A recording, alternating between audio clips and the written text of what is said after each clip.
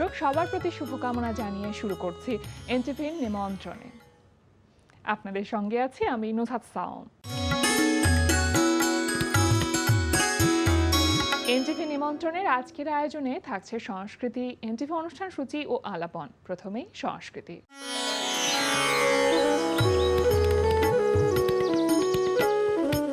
উত্তরার gallery Keir 22তম প্রতিষ্ঠাবার্ষিকী উপলক্ষে gallery কায়ায় অনুষ্ঠিত হচ্ছে 45 জন শিল্পীর দলীয় চিত্রকলা প্রদর্শনী। প্রতিদিন বেলা 11:30 থেকে রাত 8টা এই সময় প্রদর্শনী চলবে 26 জুন পর্যন্ত। লালমাটিয়ার ভূমি আর্ট গ্যালারিতে অনুষ্ঠিত হচ্ছে 10 জন শিল্পীর দলীয় চিত্রকলা প্রদর্শনী কনফ্লুয়েন্স। প্রদর্শনীতে শিল্পীদের ওয়াটার কালার ও মিশ্র মাধ্যমে আঁকা 57টি চিত্রকর্ম স্থান পেয়েছে। প্রদর্শনী চলবে 15 জুন পর্যন্ত। এবার এনটিভি অনুষ্ঠান সূচি। এবার জানিয়ে দিচ্ছে এনটিভির আজ রাতের বিশেষ বিশেষ অনুষ্ঠানগুলির সময়সূচি। সন্ধ্যা 6:15 থাকছে সমসাময়িক বিষয় নিয়ে অনুষ্ঠান সংলাপ প্রতিদিন।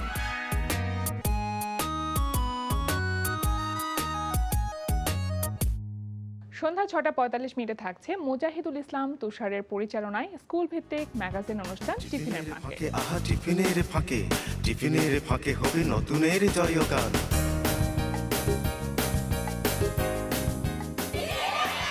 রাত 8:20 থাকছে গোলাম মুক্তাদিরের পরিচালনায় ধারাবাহিক নাটক কাজিনস। চাচি অবসরে চলে গিয়েছে। মামি অবসর মানে? এগুলোর মধ্যে তো কিছু কিছু অদ্ভুত মনে হচ্ছে। হ্যাঁ, অদ্ভুত না তো, ওনার একার না তো, রেখা খালো রিকোয়ারমেন্ট আছে এখানে। তাহলে তো আজকে এক্সপেরিমেন্টাল রান্না হবে।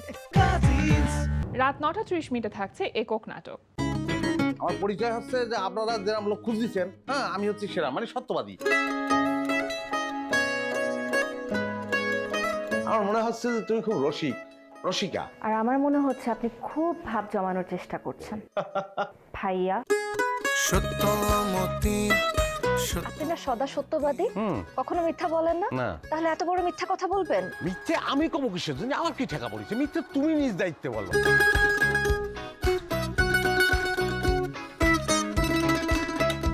আচ্ছা, আমি কিরম সুন্দর একটা রোমান্টিক মুডের মধ্যে ছিলাম, তার মধ্যে তুমি বিষ ঢেলে দিলে। আমরা রোমান্টিক মুডে ছিলাম। কোনো এক দুপুরে তোমার হাত ধরে হাঁটতে চাই আমি মনের মতো করে। তোমার মতো ফাত্রা ছেলের সাথে আমার মেয়ের বিয়ের প্রশ্নই আসে না।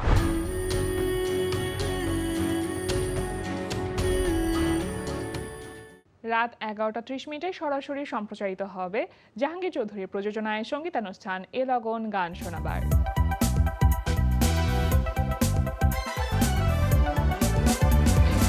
এই ছিল এনটিভির আজ রাতের বিশেষ বিশেষ অনুষ্ঠানগুলির সময়সূচি। দেখছেন এনটিভির নিমন্ত্রণে। এবার আলাপন। প্রিয় দর্শক, আমাদের আলাপনের আজকের অতিথি অভিনয় শিল্পী সিনি স্নিগ্ধা। শুভ সকাল। শুভ সকাল। স্নিগ্ধা, কেমন আছো? খুব ভালো আছি, আপনি কেমন আছেন? আমি তো খুব ভালো আছি, তোমাকে পেয়েও খুব ভালো লাগছে। তোমার নামটি সিনি স্নিগ্ধা, মানে তোমার ফেসবুকের নাম বা অন্যান্য নামের প্রসঙ্গে আমি যাচ্ছি না, সার্টিফিকেট নেমের প্রসঙ্গে যাচ্ছি না, কিন্তু এই সিনি স্নিগ্ধা নামটা কিভাবে আসলো? এটা আমার বাবার দেওয়া নাম স্নিগ্ধা, আর সিনি হচ্ছে এটা আমার বোনদের সাইড থেকে মা এরকম মানে শর্ট স্নিগ্ধা থেকে সিনি চলে আসছে, সিনি এভাবে করে আর কি চলে আসছে। তো ওখান থেকে আদর করে, হ্যাঁ স্নিগ্ধা নামটা অনেকে আছে মানে খুব কঠিন লাগে অনেক কাছে, তো ওই জায়গা থেকে সবাই সিনি সিনি বলে ওইভাবে চলে আসছে। মানে স্নিগ্ধাকে শর্টকাট করে আদর করে সিনি বলে রাখা হয়, তার মানে সিনি বলা যেতে পারে তোমাকে। সিনি, এখন কাজ কেমন যাচ্ছে বা কাজের ব্যস্ততা কেমন? আমরা জানি যে খুব সম্প্রতি তুমি বেশ কিছু কাজ করেছো এবং সবচেয়ে আনন্দের ব্যাপার যে তুমি সকলের প্রিয় নন্দিত অভিনেতা মোশাররফ করিমের সাথে এর মধ্যে কাজ করে ফেলেছো। কতে কলিকাতা, নামকরণটাও ডিফারেন্ট, একটু বলো অভিজ্ঞতা কেমন? ভাইয়ার সাথে প্রথম কাজ, আমার অভিজ্ঞতা অসাধারণ, দারুণ। তার সাথে আমি এই নাটকে যখন কাজ করি তো উনি তো অনেক সাপোর্টিভ, অনেক এক্সপিরিয়েন্স, দুর্দান্ত। আমাদের এই নাটকের মধ্যে একটা সত্যিকারের সাপ নিয়ে আসছিল, যেটা নিয়ে আমাদের হচ্ছে কাজ করতে হবে একদম পুরো। আমাদের একটা ক্যারেক্টার ছিল, হ্যাঁ একটা ক্যারেক্টার ছিল। তো মোশাররফ ভাই খুব সাপ ভয় পায়, মানে ভাইয়া বলতেছিল সরাও সরাও, সামনের থেকে সরাও, আমার সামনে যেন এটা না আসে। তো আমি আবার আমাকে বলতেছে ফটোশুটের টাইমে যখন ক্যামেরাম্যান আসছে ছবি তুলবে, বলছে আপু সাপটা কি আপনার গলায় পেঁচানো যায়, সাপটা কি এইভাবে ধরেন একটু মুখের কাছে নেন। তো আমি আবার আমার গলায়, ও অটো আমাকে খুব লাইক করছে সাপটা, আমার কাছে অটো এরকম পেঁচায় যাচ্ছে, এরকম গালের সাথে গাল দিয়ে এরকম ইয়ে করে তুলতেছি। আর মোশাররফ বলছে সিরিয়াসলি তোমার ভয় মাই লাগছিল গড, না? আমার একটু ভয় লাগছিল, আমার সাপ অনেক কিউট লাগে। আমি প্রথম কারো কাছে শুনলাম যে সাপ নাকি কারো কাছে কিউট লাগতে আমার পারে। কাছে না, সিরিয়াসলি আপু তুমি যদি একদম কাছের থেকে দেখো ওর ফেসটা সাপের, হ্যাঁ। অনেক কিউট, আচ্ছা, কিন্তু অনেক কাছের থেকে দেখতে হবে। কয়টা সিন ছিল তোমার এরকম সাপের সাথে?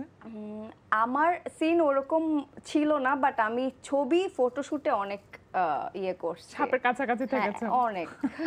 আর আমার কাছে দুইটা চ্যালেঞ্জ, একটা হচ্ছে সাপ আর একটা হচ্ছে মোশাররফ করিম, মানে এরকম একজন মানুষের সাথে অভিনয় করা, তার সাথে অভিনয় করতে গিয়ে কি একটু নার্ভাসনেস কাজ করেছে? সাপ নিয়ে কিন্তু আমি নার্ভাস হই না, কিন্তু ভাইয়ার সাথে কাজ করার সময় আমি অনেক নার্ভাস হয়েছি। আমি শুধু মানে আমার ডায়লগ ডেলিভারি দেওয়ার পরে ভাইয়া দিকে তাকায় আছি যে ভাইয়া, মানে আমি বলতেও পারছি না ঠিক ছিল, মানে আমি এটা যে বলবো সেই সাহসটাও নাই। মানে আমি বলবো আমার মানে মুখ দিয়ে কথা বের হচ্ছে না। হ্যাঁ। আমি ভাইয়া ঠিক ছিল এটা যে জিজ্ঞেস করব, বারবার বলতে গিয়ে আমি থেমে যাচ্ছি। তারপর ভাইয়া বুঝতে পারছে, হয়তো উনি তো চেহারা দেখে এক্সপ্রেশন দেখে হ্যাঁ, বুঝে হ্যাঁ, যায় সব, স্বাভাবিক। বলে ঠিক ছিল। ওয়াও, জিজ্ঞেস করার আগে ভাইয়া বলছে "Yes, ঠিক ছিল, সব ঠিকঠাক ছিল। আচ্ছা, মানে শুটিং চলাকালীন সময় যখন একটু ব্রেক পাচ্ছিলে তখন কি ভাইয়ার সাথে বসে ডায়লগ ডেলিভারিগুলো কিভাবে হবে না হবে সেটা একটু দেখে নিচ্ছিলে? হ্যাঁ, ভাইয়া নিজের থেকে এত বেশি হেল্পফুল, মোশাররফ করিম ভাইয়া, সে নিজে থেকে বলতেছিল যে সিনি তুমি এই ডায়লগটা এটা দেওয়ারই দরকার নাই, তুমি এটা দাও। উনি চেঞ্জ করে শব্দ, দেখা যাচ্ছিল একটা শব্দ শুনতে আচ্ছা। বাজে লাগছে, ওটা চেঞ্জ করে খুব সুন্দর সোবার একটা হ্যাঁ। শব্দ অ্যাড করে দিচ্ছে, তারপর বলে দিচ্ছে এটা এভাবে দাও। হ্যাঁ। মানে খুবই হেল্পফুল, খুবই ভালো মানুষ। আচ্ছা, কতে কলিকাতার ডিরেক্টরকে? হারুন রুশো ভাইয়া, ওনার সাথেও আমার প্রথম কাজ। আচ্ছা। উনি অনেক ভালো, খুবই ভালো মানুষ, আমার কাজ করে অনেক অসম্ভব ভালো লেগেছে। মানে এই নাটকটির প্রপোজালটা তুমি কিভাবে পেলে, মানে অফারটা কিভাবে এলো, বা কোন বিষয়টি তোমাকে মুগ্ধ করলো যার কারণে তুমি এই নাটকে কাজ করতে রাজি হলো? মোশাররফ করিম ভাইয়া আছে আসলে, এরপরে আর কোনো কিছু আমার কোনো কারণ দেখার লাগে কোনো না। কারণ লাগে না। ওকে ফাইন, আমি করতেছি, ডান, সেটা যাই হোক। সেটা যাই হোক। মোশাররফ ভাই আচ্ছা, মোশাররফ ভাই নাকি তোমাকে ইরানি কন্যা বলেছিল? হ্যাঁ, মানে বাংলাদেশি বলে মনে হয়নি ভাই। আমাদের একটা শুটিং ছিল নিচতলায়, মোশাররফ ভাইয়ের শুটিং চলছিল দোতলায়। তো উনি বারবার ওঠানামা করতে চাচ্ছিলেন না, ওনার খুব গরম লাগছিল। তো নিচে এসি রুমে, মেকআপ রুমে বসছি, আমি বসে আছি, কোনো কথা বলছি না। মোশাররফ ভাইয়া ঢুকলো, আমি জাস্ট এভাবে তাকায় আছি, আমি কোনো মানে একদম নার্ভাস, কোনো কিছু বলছি না, চুপ করে আছি। তো মেকআপ আর্টিস্টকে ভাইয়া জিজ্ঞেস করতেছে, হ্যাঁ ইরানি মেয়েটাকে, মানে ভাইয়া বলতেছে মেয়েটা ইরানি, বলে না ভাই শুটিং করতেছে আচ্ছা। এখানে আমাদের এই বাংলাদেশি? সেটের। হ্যাঁ, বলে বাংলাদেশি, বলে ও আমি তো আরো কথা বলতেছি না, আমি ইরান থেকে আসছি। তো এটা আমার জন্য অনেক দারুণ একটা এক্সপেরিয়েন্স। দারুণ। এটা এখনো পর্যন্ত তো রিলিজ হয়নি, আশা করি যে রিলিজ হবার পরে দর্শকদের আসলে ফিডব্যাকটা কেমন, তারা আসলে কিভাবে তোমার এবং মোশাররফ ভাইয়ের কেমিস্ট্রিটা দেখলো সেই হ্যাঁ, খুব সেই সুন্দর বিষয়টা বুঝবো একটা তুমি। মজার পারিবারিক গল্প, খুবই মজার একটা গল্প, আশা করি দর্শকদের খুবই ভালো লাগবে। গল্পটার প্লট আমি তোমাকে জিজ্ঞেস করছি না, কারণ সেটা এটা জানলে আসলে surprise। হ্যাঁ ওটার মজাটাই নষ্ট হয়ে যায়। অন্যান্য মজাটা। কাজ সম্পর্কে একটু জানতে চাইবো, আর কি কি কাজ করছো? শুধুমাত্র সিঙ্গেল ফিকশনই করা হচ্ছে নাকি ধারাবাহিকেও কাজ করা হচ্ছে? ধারাবাহিকেও কাজ করা হচ্ছে, আমি মুসিবতে এক্সট্রিমে কাজ করছি নবী ভাইয়ের, তারপর হচ্ছে সামনে নবী ভাইয়েরই আরেকটা কাজ শুরু হতে যাচ্ছে, ওটাতে চাষি আলম ভাইয়া, জীবন ভাইয়া আছেন, আমি সামান্তা, এই তো আমরা করছি। আর সামনে বেশ কিছু সিঙ্গেল আছে, আর রিসেন্ট একটা কাজ করলাম, একদম পুরাই রোমান্টিক কাজ, আচ্ছা। খুবই সুন্দর হয়েছে কাজটা। নামটা হচ্ছে নাম জানা হলো না, সো এটা রিলিজ হয়েছে? নেক্সট উইকে আসছে। আচ্ছা, যখন ধরো কোনো একটি নাটক তোমার কাজ রিলিজ হবার আগ দিয়ে একটু টেনশন কাজ করতে থাকে কিনা, বা একটু প্রেশার ফিল করো কিনা, কেমন হবে, কি হলো? এটা অলওয়েজ আমি ফিল করি যে আচ্ছা এটা দেখার পরে আমাকে আমার কাছের মানুষগুলো, দর্শকেরটা তো অনেক পরে আমি বুঝতে পারবো, বাট কাছের মানুষগুলা যে ফিডব্যাক দিবে যে আচ্ছা কেমন হয়েছে, তুমি এটা ভালো করো নাই বা ওইটা ভালো করছো, সবচেয়ে ভালো লাগে আমি যখন মিডিয়াতে কাজ শুরু করছি, আমার মা কখনোই আমার ফ্যামিলি একটু অন্যরকম মিডিয়া তেমন মানে একটা conservative পছন্দ, family হ্যাঁ আর কি। পছন্দ আচ্ছা। করেন না। তো এখন হয়েছে কাজ করতে করতে আমার মা সবার আগে বসে থাকে যে আমি দেখব। আচ্ছা আমি নেগেটিভ ক্যারেক্টার করলে আমার মা বলে আচ্ছা আমাকে মানে আদর করে আব্বা বলে আব্বা তুই এত এরকম নেগেটিভ ক্যারেক্টার কেন করছিস, তো অনেক শয়তানের মতো লাগছে, এগুলো আর করবি না, ভালো ক্যারেক্টার করবি, ভালো মেয়ে, ভদ্র মেয়ে। তো মা মেনে বলে, নিতে পারে না একদম মেয়েকে। নিতে পারে না, আমাকে সবসময় ভালো ক্যারেক্টারে দেখতে চায়। হ্যাঁ, মানে ফ্যামিলির সাথে বসে একসাথে বসে নিজের কাজ দেখা, এটা কখনো হয়েছে তোমার ক্ষেত্রে? না, আমার খুব লজ্জা লাগে। আমি স্বাভাবিক। একা দরজা বন্ধ করে আমার কাজ আমি একলা একলা দেখবো কোথায় কি আছে, বাট মানুষের সামনে যখন আমি আমার ফ্যামিলির সাথে বসি এরকম করে তাকাতে হয়, আচ্ছা কি না না দেখবো না রিঅ্যাকশনটা এখন। কি হচ্ছে? হ্যাঁ, ভয় কাজ করে। আর মনে হয় নিজের ভুল বেশি ধরা পড়ে, যেখানে এটা হয়নি হ্যাঁ। এখানে ওটা হয়নি, এটা হতে পারে। সিনি, আসলে অনেকগুলো বছর তো হলো মিডিয়াতে তোমার পদচারণা, কত বছর হলো আনুমানিক? আমার শুরুটা অনেক আগেই, মাঝখানে একটু ব্রেক ছিল পার্সোনাল কিছু রিজনে, এখন আবার হচ্ছে স্টার্ট করলাম আর কি। শুরুটা কাজ। কিভাবে করেছিল? তুমি যেমনটি বলছিলে যে ফ্যামিলি আসলে কখনোই চায়নি যে তাদের ফ্যামিলির মেয়ে মিডিয়াতে কাজ করুক, সেখানে তোমার যে শখের জায়গা, শৌখিনতার জায়গা, একটা স্বপ্নের জায়গা যে হ্যাঁ আমি কাজ করতে চাই, অভিনয় করতে চাই, এই ব্যাপারটি তোমার ভিতরে কিভাবে কাজ করলো? ছোট করে বলি, আমরা ফ্রেন্ডসরা মিলে গুলশানে একটা রেস্টুরেন্টে খেতে যাব। তো আমরা 5-6 জন ফ্রেন্ডস, তো দেখছি ওখানে লাক্স চ্যানেলে সুপারস্টার একটা অডিশন চলছে। তো ওখানে আমার একটা ফ্রেন্ড বলছে যে চল জাস্ট ফর ফান আমরা যে দেখি কি বলে, মানে আমরা একটা ইন্টারভিউ দেই। আমি বলছি না আমি যাব না, তো ওরা আমাকে পুরো পুশ করে না যা যেতে হবে তোকে, তুই আগে ঢুকবি। তো আমাকে ধাক্কা মেরে একটা রুমে ঢুকাই দিছে, ওখানে তো এরকম করা ছিল। তো ওখানে তারিন ম্যাম ছিলেন জাজ, তা আমাকে যখন এইভাবে ঢোকালো ভিতরে, ম্যাম আমাকে কিছু জিজ্ঞেস করলো না, বললো তুমি অনেক প্রিটি দেখতে, এই যে ইয়েস কার্ড দিয়ে দিছে। আমাকে বললো না আচ্ছা একটু অ্যাক্টিং করে দেখাও, একটু গান করো বা একটু নাচ করে দেখো, কিছু বলে না, জাস্ট ইয়েস কার্ড দিয়ে দিল। আমি তো মুগ্ধ, মানে অবাক যেটা কি একদম, হলো। যে তারিন ম্যামকে দেখে মুগ্ধ। আমি যে তারিন ম্যামের সামনে আমি, আর আমাকে কোনো কিছু বললো না, ইয়েস কার্ড দিয়ে দিল। তো এইভাবে আমার মনে আমার হয় তারিন শুরুটা। আপু তোমাকে ইরানি ভেবেছিল। তারপর তারপর এভাবে করে আমাকে আসলে একজন, তারপরে আরেকটা সিলেকশন হয়, আরেকটা সিলেকশন হয়, এভাবে করে তো আসলে অনেক মানুষের মধ্য থেকে আমাদের টপ 50 সিলেক্ট হওয়ার পরে ক্যাম্পে আমাদের রাখা হয়। তো প্রত্যেকটা বাড়ি আমি পার পেয়ে গেছি, আমাকে কিছুই করতে হয় নাই, জাস্ট আমি প্রিটি, এজন্য ওকে ফাইন। না, আমার মনে হয় তোমার ভিতরে সেই কোয়ালিফিকেশনটা অবশ্যই হ্যাঁ, ছিল। তারপর তো আমাদের ওখানে গ্রুমিং করানো হয়েছে, আমাদের বাংলা উচ্চারণ ক্লাস, ইংলিশ, ডান্স, সবকিছু করানো হয়েছে, কিভাবে হাঁটবো। তখন থেকে কি তুমি ভাবছিলে যে হ্যাঁ অভিনয়টা একটু সিরিয়াসলি নেওয়া যায়? হ্যাঁ, তখন অতটা সিরিয়াস ছিলাম না, বাট অভিনয়টা যখন শুরু করলাম, লাক্স থেকে বের হওয়ার পরে প্রথম টিভিসি আমার ফেয়ার অ্যান্ড লাভলি দিয়ে। তো যখন প্রথম ফেয়ার অ্যান্ড লাভলির কাজ করলাম, তখন বেলি রোডে আমি খুব আইসক্রিম খেতে যাইতাম। ওখানে সবাই দেখে আমাকে বলতো ওই যে দেখ ফেয়ার অ্যান্ড লাভলির ওই মেয়েটা না, এই দেখ ফেয়ার অ্যান্ড লাভলির ওই মেয়েটা না, এভাবে বলতো, খুব মজা লাগতো। মানুষ চিনতে পারছে আমাকে, সবাই চিনতে পারছে। তো এটা আমার প্রথম লাইফে প্রথম টিভিসি। তারপর এভাবে করে অনেক টিভিসির কাজ করা হয়েছে। নাটক অনেক পরে আসছি, বিজ্ঞাপন বেশি করা হতো। তারপর মনে হতো যে না আসলে তো অনেক মজার, যখন আমি নাটক করলাম তখন আমি আসলে কত বছর পর প্রথম নাটকে অভিনয় করলে? টিভিসি তো খুব বেশি না, মানে 6-7 মাস পরেই কাজ করলাম, বাট তখন বিজ্ঞাপন প্রচুর করা হতো। দেখো একটা ব্যাপার থাকে কি যে অভিনয়টা কিন্তু আসলে প্রতিদিন প্রতি মুহূর্তের একটা লার্নিং, এটা কিন্তু একবারে শিখে ফেলাটা আসলে অসম্ভব একটি ব্যাপার। তো এখন যখন প্রথম কাজগুলো দেখো, নিজের প্রথম কাজগুলো, তখন কি মনে হয়? মনে হয় এখানে আরেকটু না অনেক ভালো করা যেত। এখনো স্টিল যে কাজগুলো করি, আমি যখন স্ক্রিনের সামনে বসি মনে হয় ও সিনি তুমি এটা কি করছো, তুমি হ্যাঁ। এখানে এটা করতে পারতা, কেন করো নাই? নিজেকে নিজে বলি যে আমি কখনোই অ্যাক্টিং করে আমার স্যাটিসফ্যাকশন মানে কখনোই আসে আসে নাই, না। মানে কখনোই আসে নাই। কিন্তু তারপরেও কিছু কাজ থাকে না, ধরো ফুল স্যাটিসফ্যাকশন না আসুক কিন্তু একটু বেশি তুলনামূলকভাবে অন্যান্য কাজগুলোর তুলনায় একটু বেশি স্যাটিসফ্যাকশন আসছে, সেই কাজগুলোর কথা যদি জানতে চাই তাহলে কোন কাজগুলোর কথা বলবে তোমার অভিনয় করা? অভিনয় করা আমারটা আমি এখন পর্যন্ত ওরকম পাই না যে ফুল স্যাটিসফ্যাকশন আছে না, যে 30-70 হ্যাঁ, এরকম হ্যাঁ, একটা হ্যাঁ, হ্যাঁ। ব্যাপার।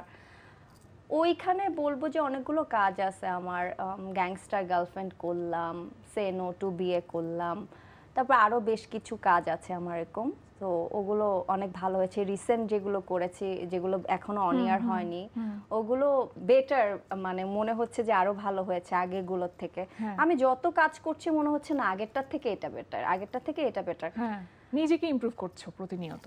এখনো মানে শিখছি মনে হয় যে আমার আরো আরো জানি না, আমার অনেক শিখতে হবে, শেখার কোনো শেষ নাই। এটা যতদিন মনের ভেতরে থাকবে না ততদিন আসলে দেখবা যে ইমপ্রুভমেন্টটা গো অন করবে আর কি, মুভ অন করবে। তোমার নিজের কাজগুলো নিয়ে আমাদের অনেক রকম অ্যানালাইসিস থাকে, অবজারভেশন থাকে, তারপর যখন অন্যদের কাজগুলো দেখি এবং সেখান থেকে আসলে অনেক কিছু শিখবার চেষ্টা করি। তুমি কাদের ফিল্ম বলি কিংবা সিরিজ বলি এগুলো দেখবার চেষ্টা করো? আচ্ছা, আমি তো বাংলাদেশী, আমি তো বাঙালি, কিন্তু অনেকে হয়তো রাগ করতে পারে, আসলে আমি বাংলাদেশি সিরিজের কোনো বা ইয়ের ফলো করি না, আমি একটু টার্কিশ সিরিজগুলো বেশি দেখা আচ্ছা, হয় আচ্ছা। বাইরে, তো ওখান থেকে আমি তোমার অনেক কিছু, প্রেফারেন্স থাকতেই পারে সেক্ষেত্রে। হ্যাঁ, তো এই আর কি। আর বাংলা নাটকও প্রচুর দেখা হয়, কিন্তু আমি ফলো করি বেশি টার্কিশ যারা আছেন হিরোইন তাদের। হ্যাঁ, ভালো লাগার একটা জায়গা থাকে না। হ্যাঁ। আর এই যে একটা ব্রেক নিলে, ব্রেক নেবার পরে আবার কামব্যাক করা, এটা কিন্তু বেশ কঠিন। যে একটা জায়গাতে নিজের অবস্থান বেশ তৈরি করা আছে এবং সেখান থেকে আমি চলে গেলাম, আবার কিছু বছর পর ব্যাক করলাম, তখন কাজ পাওয়াটাও কঠিন হয়ে যায়, সবার সাথে আবার Tough. লিঙ্ক আপ করা। এইখানে তুমি কি পরিমাণ স্ট্রাগল ফেস করেছো বা কি কি করতে হয়েছে সে সময়টাতে তোমাকে? কি বলবো আসলে, আমি তো এখন অনেক সিলেক্টিভ কাজ করছি। আমি যখন স্টার্ট করেছিলাম তখন আসলে ওই যে ভালো মন্দ মিলিয়ে তো কাজ, তখন আসলে একটু কম্প্রোমাইজ করে কাজটা একটু করতে। আসলে খুব বেশি না, একটু একটু সবাই বলছে যে তুমি এত পচা কাজ করতেছো, বাট অত পচা না, বাট ওই যে বললাম ভালো মন্দ মিলি কিছু কিছু কাজ শুরুতে তোমাকে আমার যেই- করতে হয়েছে, শুরু করতে হ্যাঁ। হয়েছে আসলে ওইভাবে করে। এখন আমি একটু না অনেকটা সিলেক্টিভ হয়েছি। আমি এই মান্থেও প্রায় 10টার মতন কাজ রিজেক্ট করছি। আমি বলছি আমি কাজ করবো না, কারণ আমার গল্প পছন্দ হয় নাই। আমার মনে হয়েছে আমার ক্যারেক্টারের অতটা তোমার স্ট্যান্ডার্ডের সাথে meaningful যায় না। অতটা হ্যাঁ। মিনিংফুল না। তারপর এই তো বেশ কিছু আচ্ছা, একটা রিজন। কথা বলো, এই যে রিজেক্ট করে দেওয়া, কোনো কাজকে মানা করে দেওয়া, খুব অবভিয়াস এটা যে আমরা খুব পোলাইটলি হয়তো মানা করি, কিন্তু অপরপক্ষ থেকে তো সেটা আসলে খুব পজিটিভলি না নেওয়া হতেই পারে। তো পরবর্তীতে তার কাজ পাবার আশঙ্কা কমে যায় কিনা? হ্যাঁ, কাজ পাবার আশঙ্কা, যেমন আমি যাকে না করব সে কিন্তু যতই বলুক ইটস ওকে, হ্যাঁ, হ্যাঁ। কিন্তু সে মনে মনে সেটা রাখবে যে আচ্ছা আমার কাজ তুমি না করছো, নেক্সট কাজে আমি তোমাকে আর নিচ্ছি না। ঠিক আছে, দেখি তুমি কোথায় যাও, মানে ব্যাপারগুলো এরকম। বাট কিছু করার নেই, আমি যেহেতু কষ্ট করে এত দূর আসছি, আমি একটা ভালো জায়গায় আছি, আমি তো চাইলেই অনেক নিচে নেমে কাজ করতে পারবো না, এটা আমার জন্য অনেক হুম, টাফ হয়ে যাচ্ছে। নিজের তো সাথে এত কম্প্রোমাইজ করা আসলে এতটা, যায় না। হ্যাঁ, সো আই লাভ মাইসেলফ। যেটাই যা মনে করুক, আমার করার কিছু নাই। আমার ক্যারিয়ারের জন্য আমার যে কাজ, যে গল্প ভালো না, সেটা আমি না করবই। ফিল্মের ব্যাপারে কি ভাবছো? আসলে আলটিমেট একজন অ্যাক্ট্রেসের এটা ড্রিম থাকেই সবারই, যে বড় পর্দায় নিজেকে কবে দেখতে পাবো। তো সেই জায়গাটা নিয়ে কি ভাবনা কাজ করছে? এখন তো ছোট পর্দায় কাজ করছি, তো আমার মনে হয় আমার অভিনয়টা আরো অনেক ঝালাই করতে হবে, অনেক ব্যাপার আছে। আমার যখন মনে হবে না ঠিক আছে আমি এখন বড় পর্দায় কাজ করার মতো এনার্জি, এফোর্ট সব কিছু দিতে পারবো, দেন আমি কাজ করব। বাট আমার অফার প্রচুর আসে, ব্যাটে বলে মিলে নাই কাজ করা হয় নাই, ওরকম যদি সুইটেবল কোনো কিছু আসে ডেফিনেটলি আমি কাজ করব। কে না চায়, প্রত্যেকটা আর্টিস্টের ড্রিম থাকে একদম একদম। ফিল্ম, এবার যেখানে অভিনয়ের জায়গাটা আছে এরপরে হয়তো। আর কিছু নাই, ফিল্ম। হ্যাঁ, এটা আমার মানে এইটা তো সবারই থাকে।